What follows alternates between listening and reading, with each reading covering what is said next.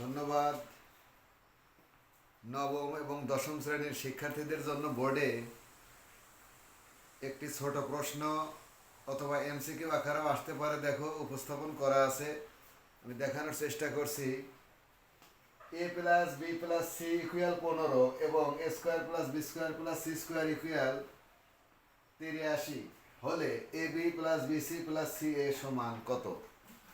এইটা কিন্তু অনেকে শর্টকাট করে এক লাইনে এইটা সমান লেখা যায়, A B plus B C plus C A সমান সূত্র লেখা যায়, কিন্তু এটাতে ভুল হওয়ার সম্ভাবনা থাকে।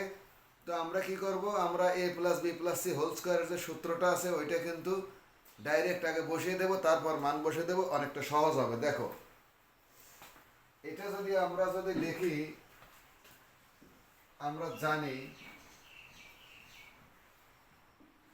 জানি কি A plus B plus C whole square equal A square plus B square plus C square plus 2 into A B plus B C plus C A.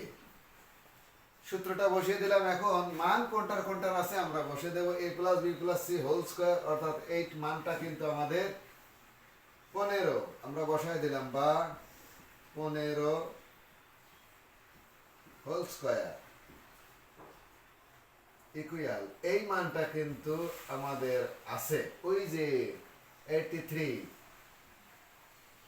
Plus এইটা নেই, তাহলে 2 into A B plus B C plus C A. দেখো 15 গুণন 15 গুণ করলে কিন্তু হয় 225, minus এইটা প্লাস আছে, এই পাশে আসলে মাইনাস হয়ে গেল, তাহলে 83 আমরা মাইনাস করে দিলাম। এইখানে 2 into A B plus B C plus C A রেখে দিলাম। এইটা যদি আমরা বিয়োগ করি তাহলে দেখো 3 আছে, কত হলে 5 পাবো, 2। এইটা আছে, কত হলে 12 পাবো, 4। হাতে 1, তাহলে 142। এইটা সমান কিন্তু যা আছে তাই, 2 into A B plus B C plus C A. দেখো এই 2 এই জায়গায় কিন্তু গুণন অবস্থায় আছে, আমরা যদি পাশে আনি ভাগ করে দেই তাহলে এখানে কি হবে, এটা একবারে এইটুকু আমরা লিখে দিলাম কি A B plus B C plus C A লিখে দিলাম। A B plus B C plus C A equal 2 দিয়ে ভাগ করলে কত হয়, 14 গুণ 14 140 আর 2 1 অর্থাৎ 71।